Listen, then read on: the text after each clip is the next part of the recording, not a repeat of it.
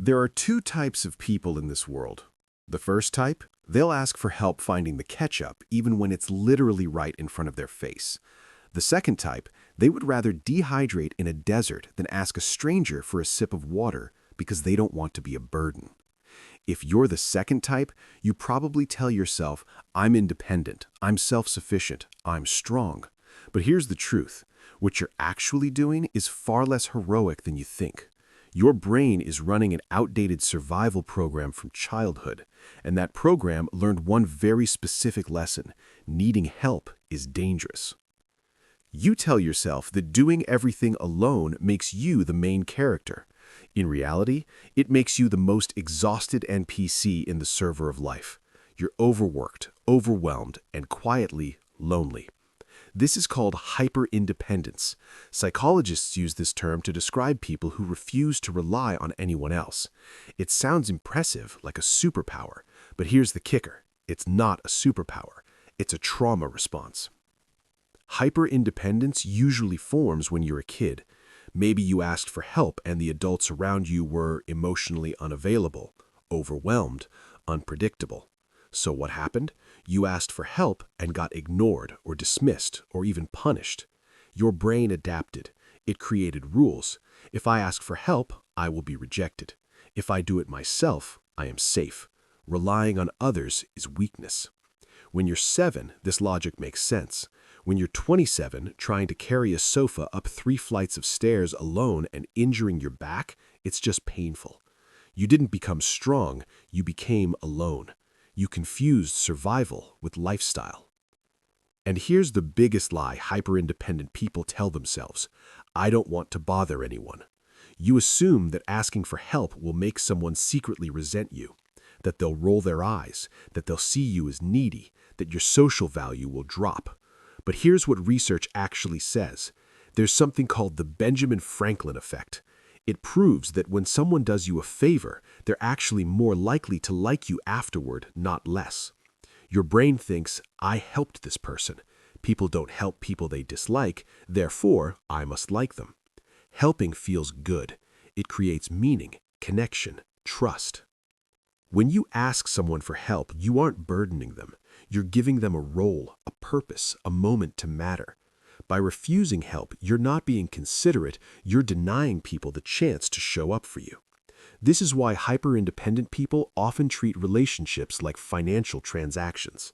Someone helps you once, and immediately you feel like you owe them something back. Tense, uneasy, in debt. So what do? You avoid asking. Psychologists call this scorekeeping, and it doesn't come from strength, it comes from distrust. Healthy relationships aren't balanced in the short term. They're balanced over time. Sometimes you give more, sometimes they do. That's how bonds form. Here's another uncomfortable truth. Some of you don't ask for help because you think you're better at everything. You don't say it out loud, but you think it. If I want it done right, I have to do it myself. That's not confidence, that's perfectionism wearing a mask. You'd rather spend 10 hours doing something perfectly than let someone else do it well enough in 10 minutes. Control feels safe until it becomes exhausting. Every successful person understands leverage. They delegate, they collaborate, they ask. If you insist on doing everything alone, you limit your life to whatever your 2 hands can handle. So how do you start asking for help without feeling sick inside? You start very small, very small. Don't jump straight to emotional confessions or massive favors. Ask someone for the time. Ask a coworker to borrow a pen. Ask a friend for a recommendation. Nothing bad happens. Your brain needs proof, not logic. This is exposure therapy, real life edition. You're teaching your brain relying on others doesn't lead to rejection or humiliation. And when you ask, be specific. Don't say, I'm struggling. Say, can you help me carry this? Or, can you read this and tell me if it makes sense? People want clarity. They want a clear way to help. Give them a small quest, and most people will happily complete it. Asking for help is strength. Your brain is telling you that it's weakness, but it's lying to you. Only secure people can admit they don't have all the answers. Vulnerability is the fastest shortcut to connection. It turns acquaintances into friends, friends into allies, allies into lifelong supporters. If you never need anyone, you'll never truly know anyone. Life isn't a solo campaign, it's multiplayer. And the game gets a lot easier once you stop pretending you're supposed to do it alone. So today, I want you to do something brave. Ask for help, just once. Carry that small moment with you and notice something amazing. The world doesn't punish you for needing help. It rewards you with connection, trust, and strength you could never build alone. Stop pretending you're invincible. Stop treating independence like armor.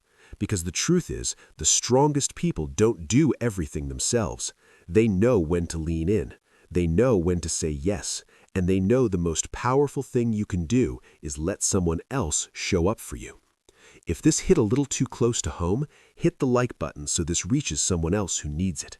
And if you're ready to stop surviving alone and start living connected, subscribe and drop a comment that just says, "I'm trying," because admitting it out loud is already the first step.